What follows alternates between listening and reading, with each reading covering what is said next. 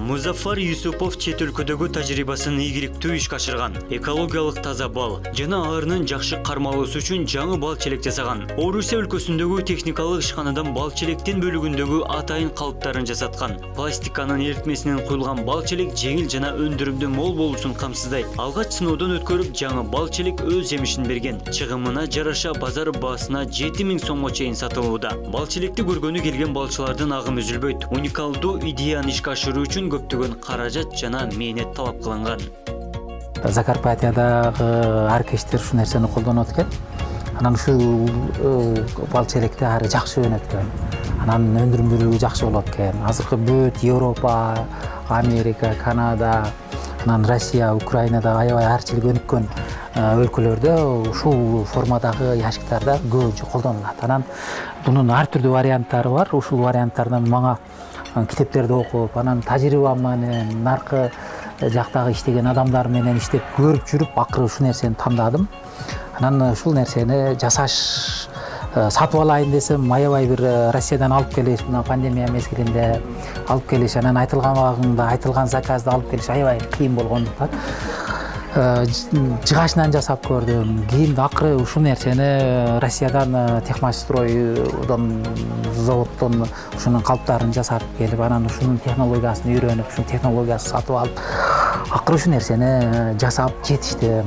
Анан бунун жакшы жери чынына келгенде көпчүлүккө оңой деле, жеңил деле көрүнүшү мүмкүн. Эми ар бир жумушту кылган адам кылып көрсөң, ушул адамды сыйлай турган нерсе болот. Мен ушундай жасаган адамды сыйлайм. Себеби мээнети оорлугунан, ушул нерсенин түйшүгү барынан ушунчалык мага мындай айтканда алиги чыныгы родной деп коет го, орусча айткандай, менин чыныгымдай эмгегим болду. Буюрса бул идея Кыргызстаныбызга, Кыргызстандагы балчыларга аябай бир жардам берет деп ойлойм. Быйылкы жылы жаңылыктар, быйыл бир-эки шакиртиме жасап бердим, аябай бир жакшы өзүн актады. Мына нерсе мен быйылкы жылы келечектин яшыгы ушул болуп атат, ушуга өттөмүн буюрса. Себеби жыгач жашыктан көрүп бунун ысык жылуулугу, кыштан жакшы чыгышы, жайында салкындыгы, анан жеңилдиги, анан жана башка бир ашча жактары бар экен. Анан ошонун эсебинен ушуга инвестиция бөлүп, мындай убактын бөлүп эмгек жасадым. Быйылкы 1 жылдык эмгегимдин жыйынтыгы ушу десем болот буюрса. Калдуулугу эми бул капка болот, крышка деп коебуз. Анан мынабы кормушкасы. Кормушкасы аябай бир мынаяктан ары чыгат. Бул жерге тамакты коюп койсоң, баягы күз мезгилинде, эрте жаз мезгилинде арынын зоотехникалык эрежелери бар. Ушунда тоюп бериле турган убакытта ушул нерсе айрыкча аракештикти негизинен дем алыш күндө алиги пчеловоды мындай деп коет.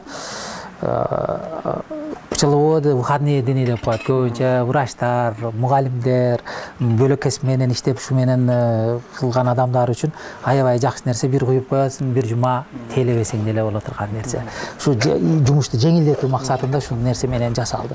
Эми бул магазин. Бул жерге жарымталык рамка болот, магазин рамка дейт. Ушуга 10 рамка магазин батат. Анан бул дагы магазин, 2 магазин. Кийинкиси мынаныбыз бул корпус дадан дейбиз, дадан.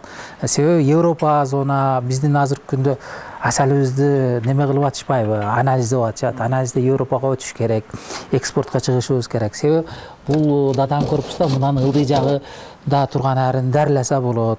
Баягындай караганда, тейлегенде бул жагына тийбейсиң, гнездовой час болот. Бул жерге разделительный решетка деп коюп коебуз, бул жагына магазин минип кете берет. Ошонун эсебинен бул чоң корпус дадан магазин бөлүгү. Анан мына астысы дно деп коет, дно сеточный дно болот, сетка болот. Кышка киргенде мына сеткасын алып ачып койсок, мына поликарбонат чыгартып алып койсок, анан ары мынанын ичинде кышкыга кирип кетет. Кышка кирерден мурда үстүнө пленканы жабабыз. Анан мынабы капканы жаап койсок, бул жерде астынан аба кирип, үстүнөн сквозняк жок, аба чыкпайт. Ары аябай кыштыгын жакшы кыштайт экен. Бунун эң ашыкча жери кыштан жакшы чыгуусу. Анан ысык жайында ары ысыбайт. Ары аябай бир тынч, жакшы иштейт экен бул нерсе. Быйылкы жылы практика кылып бир 100ге жакын ящик жасадык. Өз немесин актады десек жаңылышпайм. Билетке дагы бир магазинди койсок 3 магазин менен 6000 сомдон саттык. Азыр ойлонбой тапса болот. Ойлонбой тапса болот, балчылар тапса болот. Себеби бунун расходу мына бир магазин толтурса эле бардык расход себестоюбуз бекер калат. Сиз муну кайсыл жактан өздөрүштүрөсүз? Буну мен Россиядан окуганмын, өзү Россияда окуганмын. Анан карасам ошончо акчага алгым келбedi, акыры өздөштүрдүм. Чындап эле буну айткан нерсем, баягы япондорду аябай сыйлап калдым мен. Ошончо машинаны дүйнөгө алып чыкпайсың, ушуну кылыш аябай кыйын. Эми чындап эле бир нерсени өндүрүп, жасап, элге кошуш, мынантип элдин алдына чыгарыш аябай кыйын нерсе экен. Эми ушундай нерсе. Өзүңүз жасайсызбы? Буну өзүм жасайм. Бул мээде ош кыскасы. Себептен магазин корпус эмес. Эми азыр мына жерде көрдүңүз. Заготовщиктер айтты. Бизге лабораториядан өткөн таза дарыланбаган антибиотик чыкпаган асал керек. Эми азыр мына жагыбыз гнездо болуп атпайбы? Бул жагыбызды каалагандай дарыласаңыздар боло берет. Канага дарылайсыздар, баягы тазалап койгондон кийин бул жерге сетка коюп магазинди толтура баштайсыздар.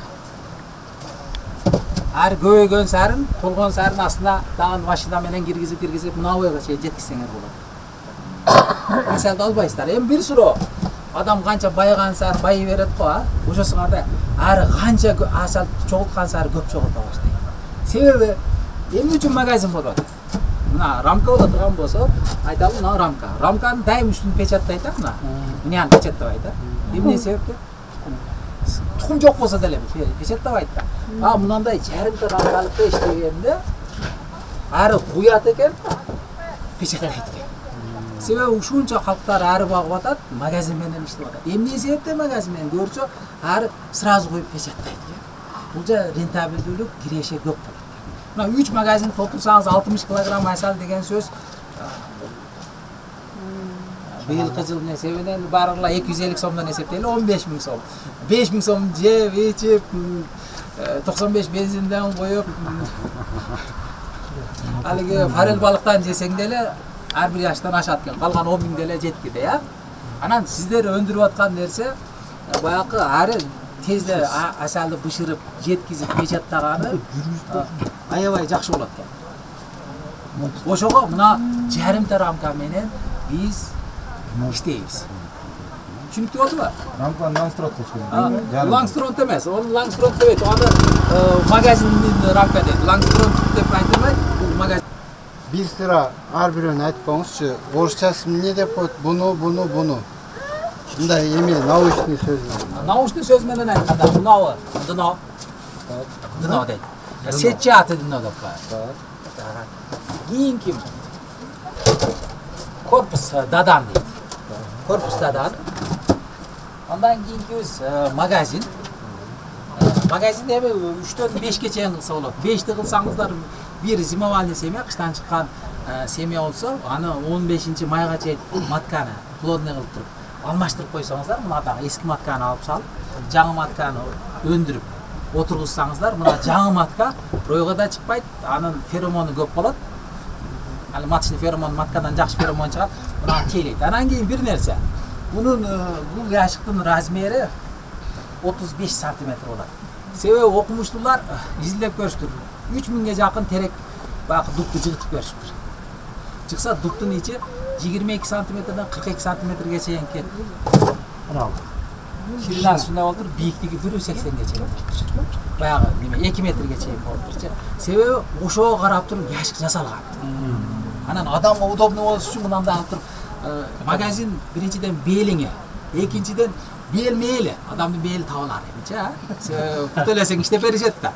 Баягы ары рамканы печаттаганда толук печаттабай, мынанча печаттап коюп тура берет да. Мынандай магазин менен иштегенде асал тез жетилет. Печаттап койду, кийинкисине коёсуң, кийинкисине кое берет, аны печаттайт. Кыскасы адамзаттын митамдыгы. Болчу. Ошондо 5 магазин толтурсаңыздар 100 килограмм асал болгудай. Биздин Кыргызстан территориясында бар ал. Кармушка дейбиз. Кармушканы ушундай неме кылып жасадык, айрыкча биз тоо жеринде канча ары кечке жумуш жеңил болсо. Себеби мен алыс жерде жүрөм. Алыста жашайм, тоого келип туруп, бир тамагын коюп багып коем. Баягындай жамгыр сезондо, өзүнө тойтtu запастап алат. Себеби мен жумушту жеңилдетиш үчүн мынандай шоңкармышка жасаганбыз. Негизги максат. А болбосо 9 литр. 9 литр. Эгерде кышкыга заготовка кыла турган болсом, мисалы үчүн асалды алып тартып түткөндөн кийин мен бир келип туруп 9 литрди бир басып коям. Арыга карасаң арыда медосбор болот, дагы жашоосу активдештирип, ушу менен себеби магазинде алып койгондон кийин да, баларды алып коюп туруп, тазалап бүттүк. Коюп коебуз, уже гнездого толтуруп, кышка запастап алам. Мен яшык менен иштейм мен өзү негизи. Ушул нерсе. Бул магазин. Мынаны айтат крышка. Крышка универсалдуу. Бунун үстүнө мына магазин алынды. Мынаны да коюп туруп, дагы башка яшыкты коюп, мына жер литок болот, мына арка жагычы. Литок болот. Магазинди коюп туруп, мына жерге отводка кылсаңыздар, литок мынаяктан ары буяка учат, мынаяктан жаңы бөлгөн арың мына жерден. Ушу менен эки ары иштеп калганда